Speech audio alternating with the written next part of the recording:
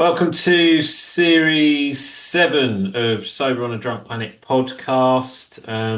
This series, we are going to be exploring themes around sobriety. So rather than talk about the epic transformations that people go through when they're sober, we've already got 6 seasons of that. So if you are new and you want to relate to other people's stories, then start at season 1. And we'll go through lots of amazing guests and their transformations away from alcohol and drugs. But we got Marlon on today. If you're watching the video, then you'll see that he's blinded by the sunshine in Dublin, which is a rarity. So we'll just make the most of it. Yeah, How you doing, Marlon? I'm great. And talking about the sun, we are enjoying the novelty because it's not common that the sun would come out in Dublin as often as it has been for the last few weeks. So yes, thank you for the invitation. It's great to see you. Yes, so we actually met up, which for me to meet up with people is so odd these days because I am very much an introvert. But I thought it was while I was over there playing golf already, meeting up with you and Derek was beautiful. Like, Yeah, thank you for having me on the radio show, and I felt like a superstar being able to choose my own songs as well, which brilliant. yeah, it was really cool. Excellent. Thank you for the invitation. It is always good to have the opportunity to explore topics around sobriety and recovery. And when you approached me with this incredible idea, the idea that came to mind straight away was to discuss the concept of sobriety versus recovery. In my own experience as a facilitator for Smart Recovery Ireland, in my own experience as a person and human being in recovery, I have noticed that the lack of definition and understanding around the concepts create the perfect, I suppose, platform for people to have to give themselves the permission for relapsing. Now, and the reason I say to give themselves the permission in quotes is because I believe that is not something individual incur deliberately. I believe that the subconscious plays a huge role in relapsing. Okay, so what I have been doing for the last few months actually is with my meetings with Smart Recovery, with the group Sober on a Drone Planet. I belong to another sober group from the UK, and in my day-to-day experience interacting with people is to invite them to establish the difference between sobriety and recovery.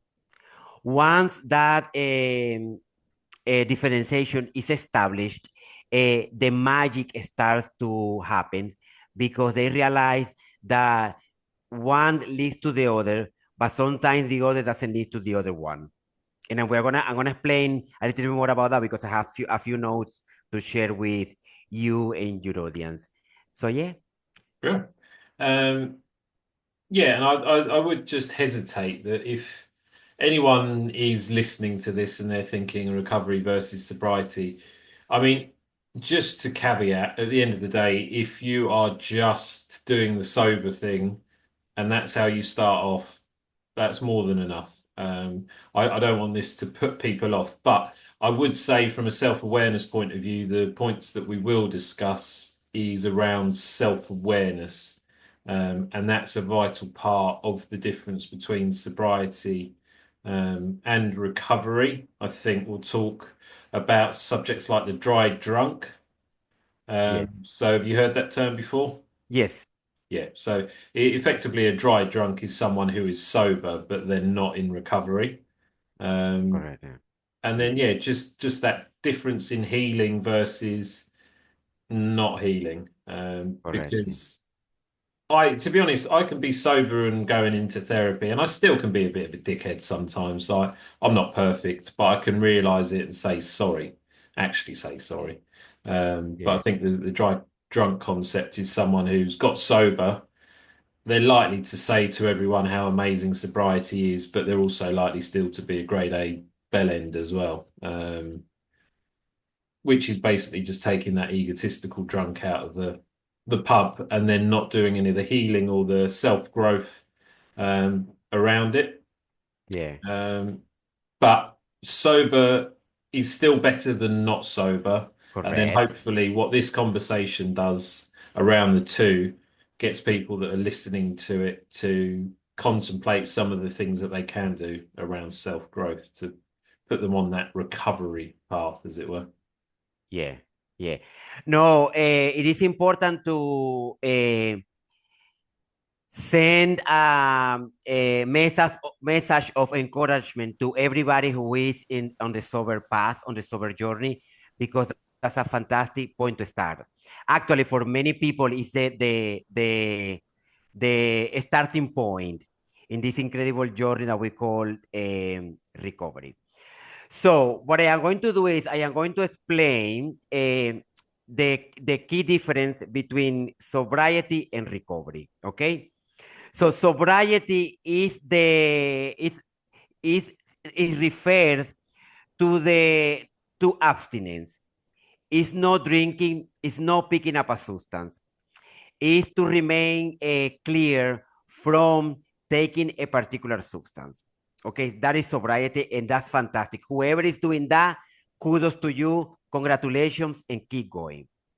Whereas recovery involves a broader journey, if you want to call it, in in in sobriety and recovery. Um, Recovery has to do more with exploring the reason why we are engaging in addictive behavior in the first place. And it usually travels back to trauma. And it usually travels back to childhood. The the mm, the the biggest step to embark on a recovery journey is therapy. And if you explore the research, you will realize that therapist is the main starting point to embark on that journey or recovery. I'll just interject, and again, just to explain to people that I think when I first went into sobriety recovery through rehab, trauma is something that I always associated with people getting raped, Yeah, stabbed, and things that you might see on TV. But a trauma for a kid could be anything. It could be name calling, it could be whatever, because as a child, you react to things and they stick with you until you do the healing part. And that's the interesting thing that I think when people get sober and they go to regular therapy, they then start understanding that actually some of these things that they didn't think were traumatic as an adult were potentially traumatic for the child. And ultimately, that's why whatever was said or whatever happened, it could be it could be a name call at school when you were 7 years old because you're overweight, for example, and correct. that could then impact you, your self-esteem, and then you drink excessively because you're subconsciously always feeling less than anyone else, and the drinking eases that social anxiety. That is a trauma for a kid then who has really unhealthy coping mechanisms as an adult. That was me just backtracking a bit just to try and expand on what a trauma could be, because ultimately these conversations will hopefully encourage more people to try therapy. Um, Yeah, yeah. In my own experience, thank you for that, Sean. And in my own experience, the other, I suppose, example I have is my own. My mother passed away when I was 11.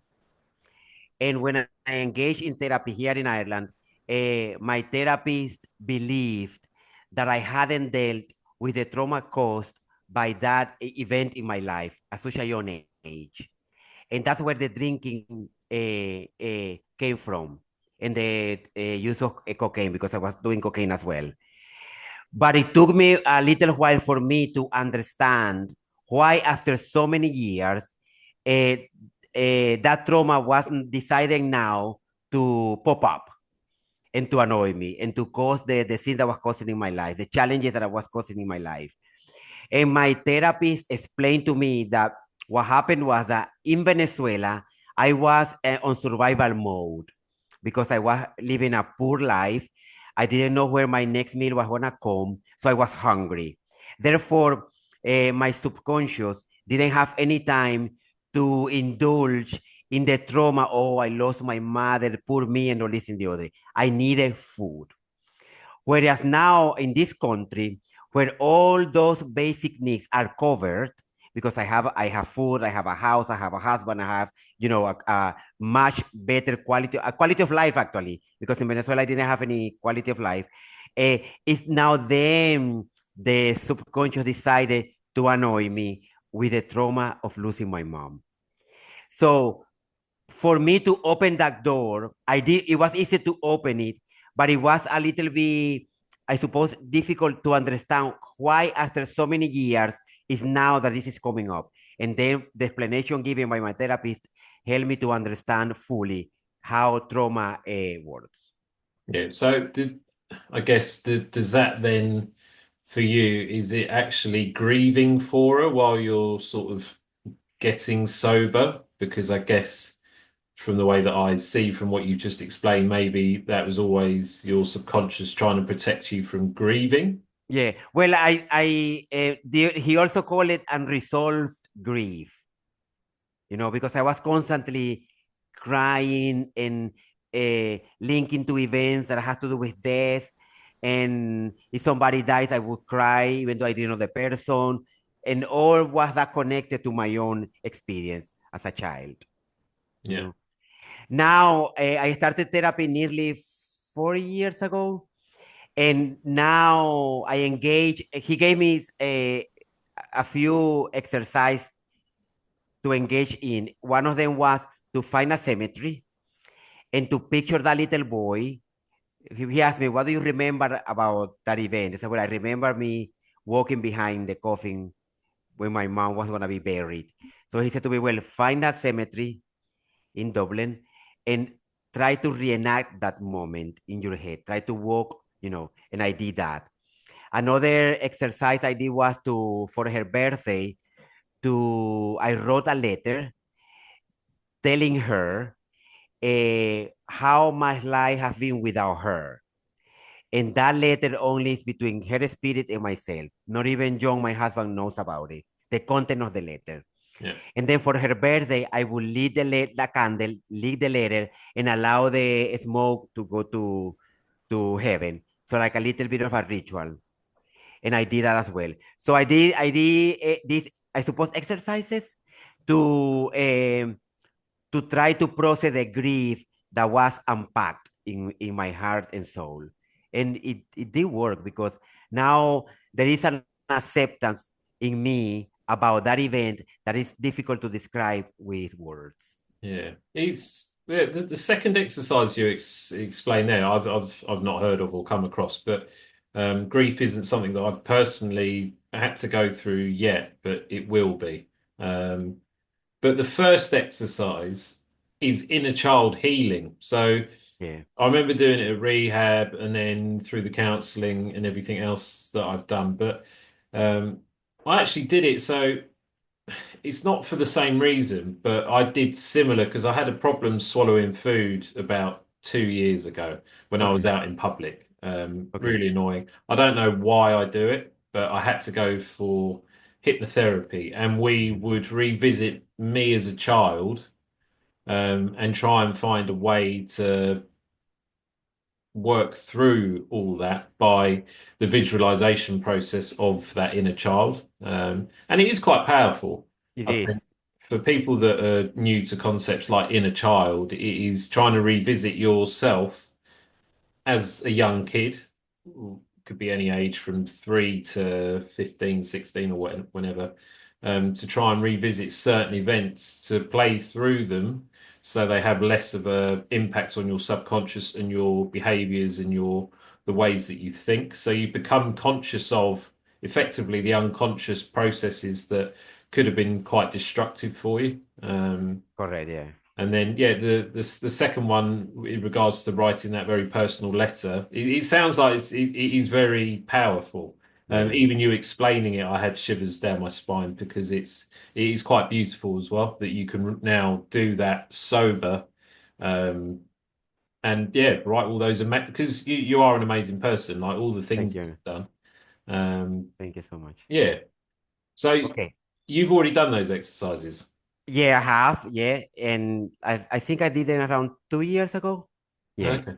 Now, this gonna brings me back to our topic, which is sobriety versus recovery. Okay, so with my own experience, I would like to tell everybody that I actually started recovery first because I started therapy as a result of a massive fight I had with a friend, and I broadcasted on Facebook. And because I did that, I said to myself, why did I have such a reaction? It's such a way. And then talking to my therapist, he explained to me that because they criticize my husband John represents everything I lost as a child, which was my mom, a sense of love, and a home. And now John represents that. And when somebody attacks or criticizes or try to jeopardize that, I become what I became, a devil. I was angry and I was resentful and all these things. So um, so I understood that even at that 4 years ago, my mom' death was still very present, and that's why the reaction of this particular falling out with a friend. Okay, so that's the reason why I started therapy. As a result of therapy, I was still drinking.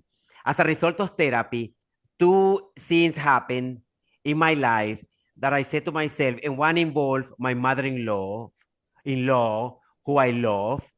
And I said to myself, you know what? This has to change because I can't live my life drinking alcohol and doing erratic things. And then my therapist very cleverly planted in me the seed of sobriety. And that's how my sobriety journey started. So Why am Go on? yeah, sorry, just to interject because he planted the seed, but as good, I might be preempting what I'm trying to get you to say here, which isn't right, but a good therapist never tells you what to do. So I'm guessing he didn't tell you No, to go sober, but no, he would have used ways of saying it that would have allowed you to reflect on your own correct, actions correct. associated with drinking, which then makes you realize that you need to make the changes. Is that right? That's exactly what it was. Yeah. He never told me you have a drinking thing. Never. But the way it was incredible. Incredible. Anyway, so why am I saying this? Because I started with recovery and then sobriety happens. And this brings me to the explanation I want to give now. This is the other way I explain it. For recovery to happen, we must be sober. Okay? We can be sober and not in recovery. Okay, because remember that as I explained at the beginning, sobriety is the state of no drinking or picking up a substance. That's sobriety. And by the way, it's fantastic, it's great, and congratulations to everybody who is doing it. However, you can do that, yes, but you are not in recovery yet. And because you are not in recovery yet, there is a very open window for relapsing because you haven't engaged in that incredible journey that is called recovery, that is going to allow you to open those doors for us to explore the reason why we are drinking or picking up a substance in the first place, the root cause of our addictive tendencies. Okay. Uh, so, what is okay? The distinction between sobriety and recovery is crucial. And while both are important, recovery is generally considered more important in the long term. Here is why. Sobriety typically refers to the absence of substances. You are not drinking or using drugs. Whereas recovery is a broader, deeper process that involves healing emotionally, mentally, spiritually, and often socially. It includes changes in behavior, relationships, mindset, and lifestyle. You can be sober, but still be struggling with emotional pain, unresolved trauma, or harmful behaviors. That's sometimes called being dry drunk, what you mentioned at the beginning, Sean. Someone who isn't using but hasn't really changed inside. Recovery includes sobriety, but sobriety alone doesn't guarantee recovery. In essence, to finish, in essence, sobriety is a goal, recovery is a journey. Sobriety is the foundation, recovery is the house you build on it. Are you reading from the Smart Recovery Handbook? No. No. I'm reading, but I did my own research. Yeah, Yeah, nice. Um, yeah, and I sort of agree with it. I think just from a controversial point of view, yeah. and again, this is with, yeah, just as a talking point, really. If someone only goes to AA, are they in recovery? Well, the thing that AA, the program is Or smart, sorry, I'll say AA or smart because they're group therapy. in Smart, no, no. It So, is Smart Recovery is a peer support group where through open and confidential discussion, we help each other and ourselves with to recover from addictive behavior. yes. Okay. Uh, for recovery to happen, we must attend therapy. That's not a negotiation. We must attend therapy. What happened with AA is it's a very well compound um, no support group program. It's a very well compound program. It's very holistic and inclusive. So if you are attending AA sessions, you are already in recovery because of the way their program is designed. I would just actually throw a bit of a curveball Mhm. because I've been in AA. Yeah, It's fantastic. I learned a lot from it.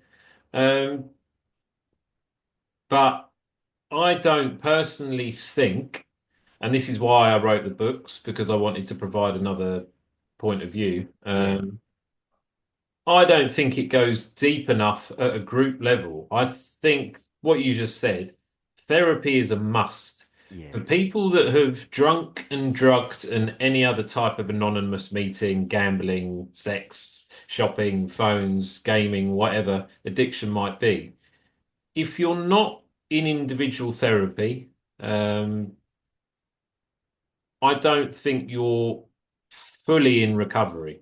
yeah, Because I personally don't think I would be here now, and I'm not by any stretch of the means saying I'm a perfect person and I do everything right all the time, but without that one-to-one therapy I had for 3 or 4 years after leaving rehab, I learned so much more about myself because it was one-to-one. The yes, addiction counselors and other therapists I've had throughout the time as well have been really good at helping me understand myself. Because it's not just a one person. I'm changing all the time and always questioning my thinking and stuff that I do, stresses, etc. And I just felt, with the benefit of hindsight, so I've had 7 years, 6 of those I haven't been in AA, but I still speak to people in AA. Like at the end of the day, we're all trying to live life and it's difficult, and staying sober is a common goal amongst us. Um, but I feel that AA and therapy, as I've never been to Smart. I do promote it, but I've never been. But I think from the feedback from what everyone says about it, it is a very good alternative to AA because Yeah, it doesn't include God, that's right. Yeah, and it is a good framework that people can get their head round yeah, a bit more easily rather than through a 12-step program that has been primarily based on um, religious texts. Although yeah, it is very spiritual, and I did get a lot of self-awareness from it. I think what you said, a mix of peer support and correct. individual therapy, is a must. If you're really struggling, um, I think they're the things that people need to just cut all the other crap out. Don't go to sober coaches. Don't do any of that bollocks. Go and get a therapist, someone who's had 20 plus years of helping people through life problems. They can be an addiction therapist or just a normal therapist, and then use AA and SMART as your peer support, or join the Sober on a Drunk Planet community if Yeah, you need something a bit more light touch. Um, but yeah, I'm glad you brought that up because it's something that I've never spoke about because I suffer with fear of AA. Because I used to be there, I'm scared that if I ever say anything slightly against what the collective thinks, that I'll get disbanded from life. But the truth is, I have hindsight now, and I've yeah, been in circles of people, and I think therapy plus those peer supports yeah. are I don't really want to say the quickest route to recovery, but they're certainly the strongest for building up the most self-awareness in a quicker amount of time. And more effective. Thank you for saying that as well, because we do that in Smart. We promote, support, and foster an holistic approach to recovery. And that includes if an individual in Smart is attending AA group meetings, we value that, we support that, and we encourage that. Because once you have a holistic approach, which is therapy, attending a SMART or AA, whatever it is, that is all those extra activities that are going to solidify your journey in recovery, kudos to you. We applaud that. SMART is based on SMART recovery is based on CBT, which is the cognitive behavioral therapy. Okay. And but again, as you very eloquently put it there, yeah, we would encourage people to attend one-to-one therapy sessions because that's very important. It is actually crucial, Yeah. so And I will actually, when this video and podcast, it goes on so many things now, I forget what it is. But I'll put the links for any listeners in the UK. You can go to the British Association of Counselling.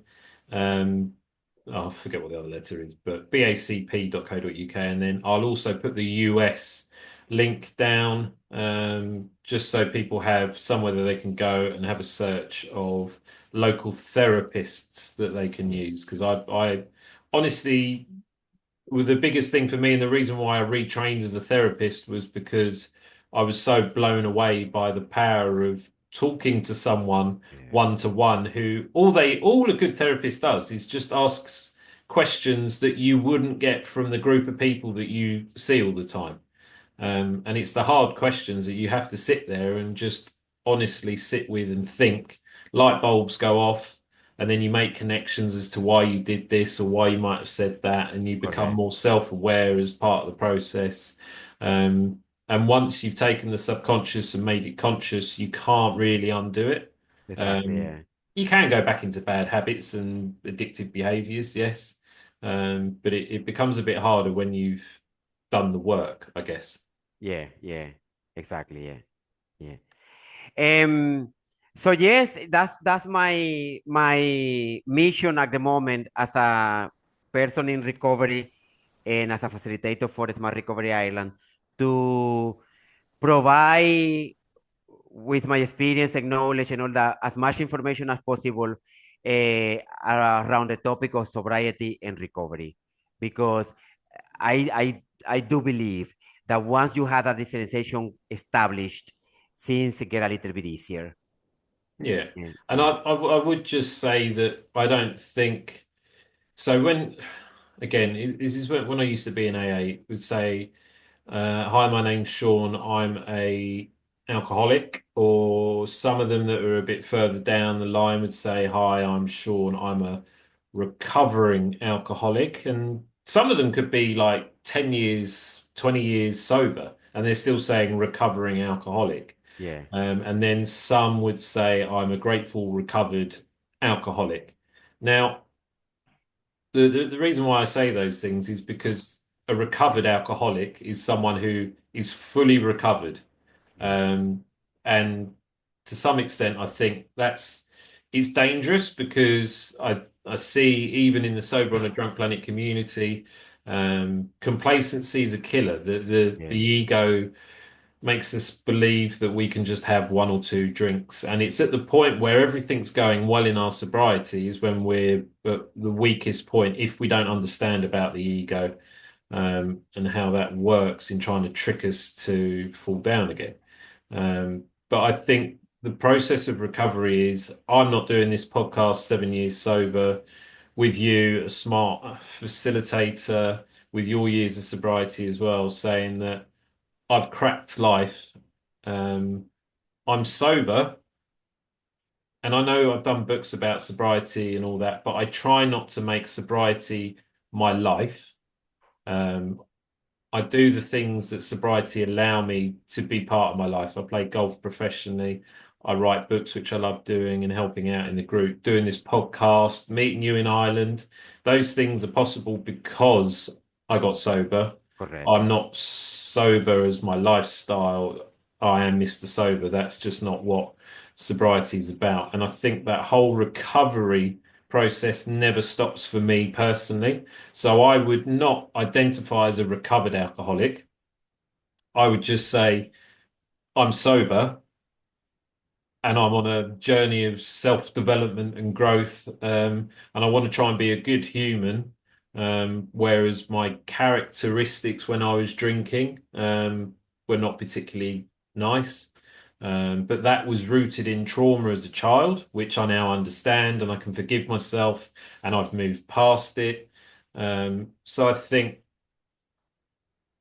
therapy is always something that I go into. I was in therapy last year, for just general life stuff and stresses, and new things will always come up, no matter how old you are, or how big your ego is. There'll always be a humbling, thing that comes round to teach Okay. you that you actually don't know as much about life as you might think you do. Yeah, And that's why I think it's important to say sobriety is brilliant. If you're doing the sober thing, great.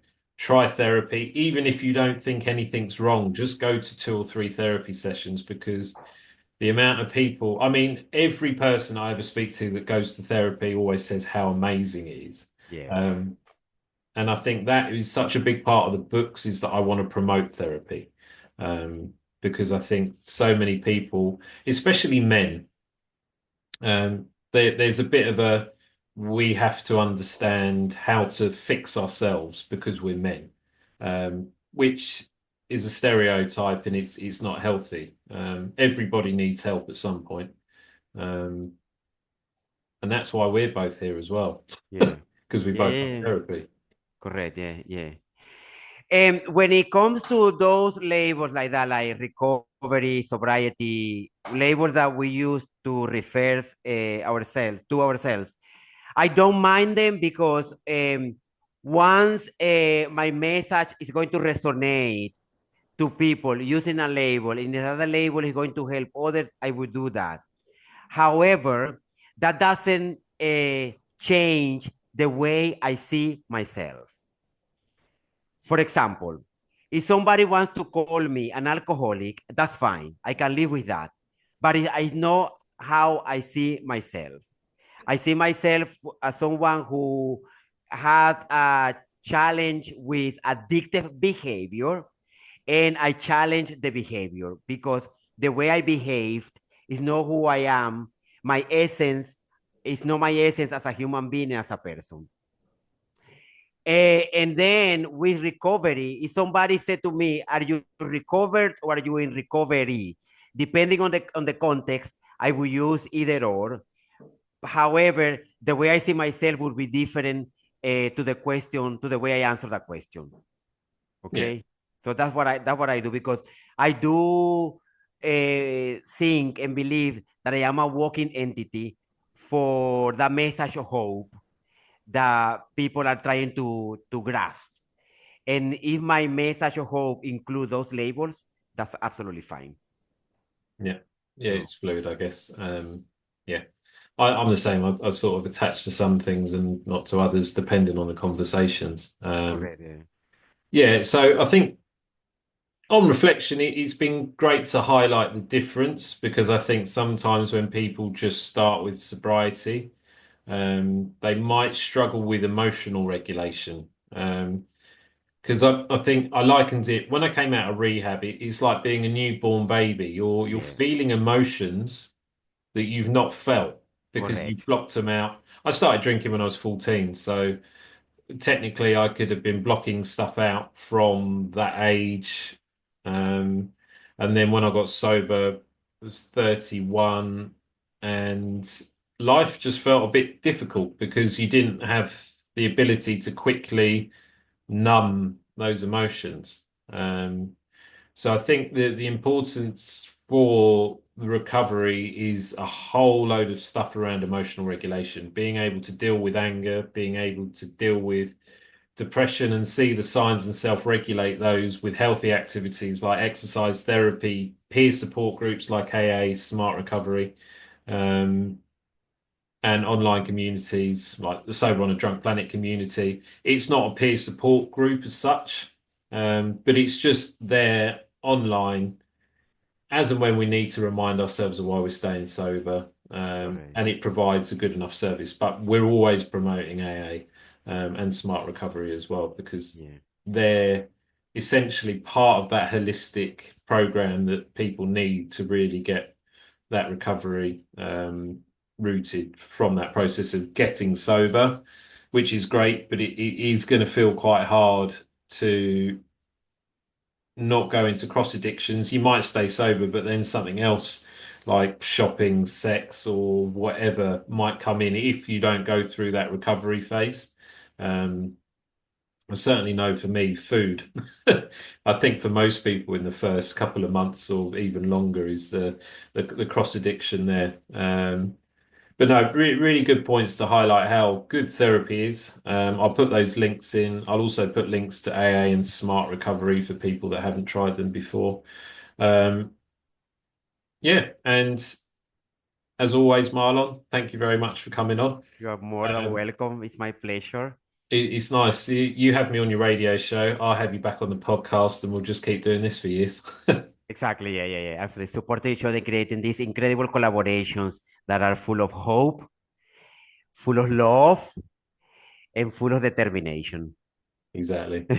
Um, I was going to try and do some fancy way that you end your radio shows, but I'm too bland and boring to be honest. So I'll It's just say okay. thank you very much. That is the end of our recovery not verses, recovery and sobriety, the differences in their meanings and how you can get into recovery.